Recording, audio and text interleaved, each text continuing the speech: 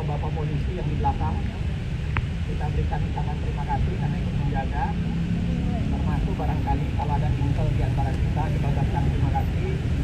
Semoga itu menjaga acara ini tetap menjadi bagian dari upaya mengungkapkan sesuatu tanpa ada ketakutan. Yang kedua, teman-teman sekalian, saya harus ucapkan terima kasih yang kedua karena di negeri ini masih ada orang yang mau menjaga kewarasan dengan melanggengkan yang namanya aksi Kamisan. Aksi Kamisan adalah bentuk kewarasan. Aksi Kamisan adalah pernyataan dari cara kita untuk menjaga republik ini. Aksi Kamisan tidak akan pernah terbatas oleh siapa yang menjadi presiden. Mau Jokowi, mau Prabowo, mau siapapun, aksi Kamisan tidak boleh dibatasi karena siapa yang menjadi presiden. Tapi aksi Kamisan adalah tagihan. Aksi Kamisan adalah suara parau dari para korban pelanggaran HAM yang kemudian menagih janji pada negara yang pernah berkampanye dengan muka tanpa malu. Saya kira itulah aksi Kamisan yang pertama harus kita sampaikan, bahwa aksi ini harus diberikan ucapan selamat dan tepukan hangat. Aksi ini adalah bentuk yang saya sampaikan tadi, menjaga kewarasan, menjaga keinginan untuk adanya penegakan hukum dan tetap adanya tagihan pada negara lagi-lagi yang pernah menjanjikan sesuatu.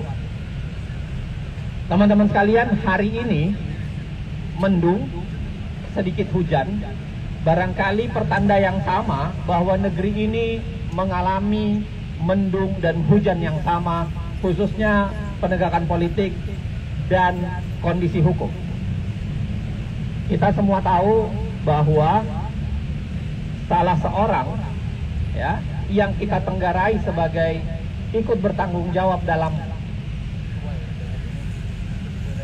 pelaksanaan atau dalam pelanggaran HAM yang terjadi di Republik ini, itu malah naik menjadi pemegang tampuk pimpinan kekuasaan. Kenapa kita harus sampaikan itu? Karena lagi-lagi demokrasi memang tidak berarti tidak pernah kalah. Demokrasi bukan tidak pernah kalah. Keinginan untuk demokratis, keinginan untuk mendapatkan orang yang demokratis itu bukan berarti tidak pernah kalah. Bukan cuma khas kita, negara-negara lain juga mengalami hal yang sama. Tetapi catatan terbaiknya yang kedua adalah bukan karena demokrasi tak pernah kalah, tetapi karena memperjuangkan demokrasi tidak pernah berhenti sedetik pun. Semangat harus tetap dinyalakan, teman-teman sekalian, karena demokrasi harus dijaga. Demokrasi bukan taken for granted. Demokrasi bukan batu dari langit yang tiba-tiba jatuh pada kita, tapi demokrasi adalah sesuatu yang harus diperjuangkan. Apalagi karena negeri ini membiarkan orang yang dipilih secara demokratis itu merobek marwah demokratis dengan merusak yang namanya etika dan merusak yang namanya pembatasan kekuasaan atau limitasi kekuasaan. Cawe-cawe yang dipertontonkan, kandidat yang tanpa malu etika diperhadapkan kepada kita, dan itulah yang menjadikan semangat Kamisan itu malah tidak boleh pernah kendur. Itu yang kedua yang saya ingin katakan, bahwa demokrasi bukan tidak pernah kalah, tapi demokrasi membutuhkan perjuangan. Yang ketiga, teman-teman sekalian, hari ini harus kita rayakan sebagai bangkitnya oposisi. Saya kira sudah lama negeri ini mati. Sudah lama negeri ini tersisa hanya semangat kaum muda yang kemudian tidak pernah bertemu dengan semua komponen bangsa. Terlepas dari apapun yang terjadi di Republik ini, Tapi salah satu prestasi Jokowi yang harus kita berikan tepukan hangat adalah dia kembali mempersatukan kita sebagai oposisi. Dia kembali mempersatukan kita untuk menyatakan suara dan berhadapan dengan orang yang merusak demokrasi itu sendiri. Untuk itu, terima kasih Pak Jokowi. Untuk itu, titik. Selebihnya, ucapan terima kasih tak mungkin kita sampaikan kepadanya. Apa artinya? Mari kita gunakan semangat oposisi yang ada sekarang itu untuk kita perjuangkan melawan kezaliman, melawan pelanggaran hukum, melawan kesewenang-wenangan, dan melawan pelanggaran hak asasi manusia yang ada sekarang. Ini saatnya. Mumpung ya kita dipersatukan dengan tokoh yang bernama Jokowi. Semangat oposisi tidak boleh kalah. Semuanya harus dikuatkan saat ini. Itu yang ketiga. Yang keempat, teman-teman sekalian, saya hanya mengatakan 5 hal. Yang keempat, saya mau bilang bahwa ini membutuhkan endurance. Ini membutuhkan daya tahan. Kita berkumpul di sini bukan untuk berakhir setelah siapa terpilih menjadi apa. Siapapun terpilih menjadi presiden, kekuatan kita adalah tetap menjadi pengkritisi. Tetap menjadi orang yang kritis pada kekuasaan. Kenapa? Karena kalau kekuasaan tidak kritisi, itu jalan termudah menuju ke arah otoriter. Dan kita sudah melihat jejak-jejak itu saat ini. Yang keempat, lagi-lagi saya mau bilang adalah, ya teman-teman sekalian, endurance harus dijaga. Daya tahan harus dijaga. Jangan sampai kemasukan angin. Endurance harus ada. Kita harus menjaga semangat untuk siapapun boleh berakhir menjadi mahasiswa di sini, tapi semangatnya tidak boleh pernah padam. Lebarkan sayap setelah Anda pulang ke kampung halaman. Lebarkan sayap semangat itu, kabarkan kepada kawan. Kabarkan kepada handai tolan bahwa negeri ini tidak boleh kita lepas semangat kritisinya hanya karena orang-orang berganti. Dan aksi Kamisan dengan 17 tahun sudah membuktikan itu. Itu yang keempat. Yang kelima, teman-teman sekalian, ya, selain siapapun yang terpilih, semangat kita tidak boleh mati. Tetapi yang paling penting yang kelima adalah bagaimana kita mempersatukan semangat yang ada untuk melakukan perlawanan. Siapapun kita. Kenapa? Karena kita adalah korban. Kita adalah orang yang disakiti. Kita adalah orang yang dilanggar haknya.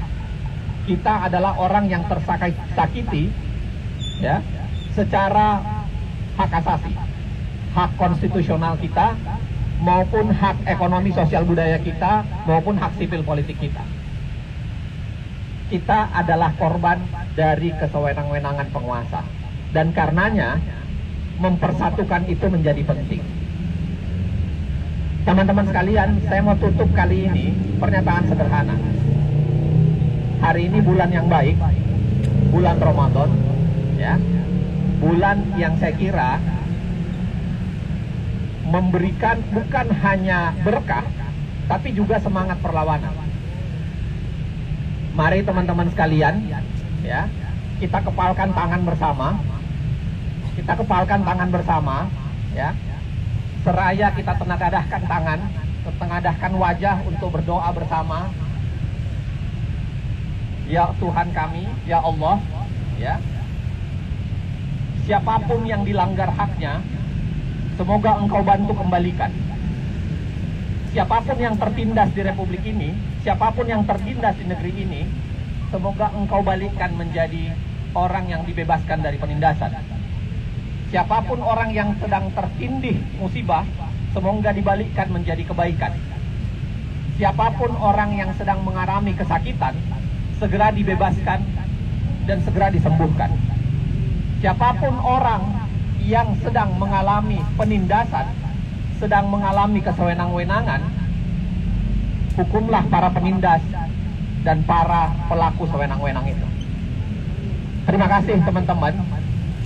Doa kita semoga sampai, doa kita semoga kita sampaikan secara bersama dan kita suarakan bersama.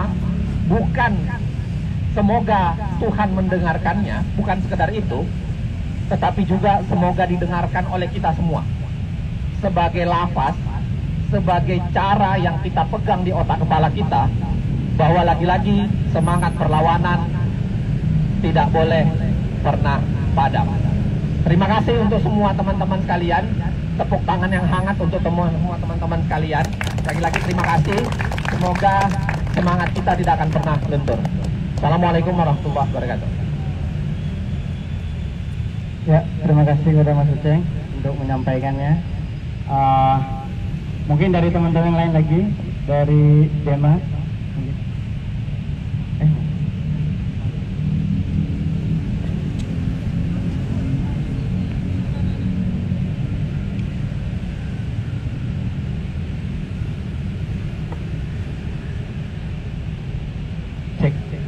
Terima kasih kesempatannya.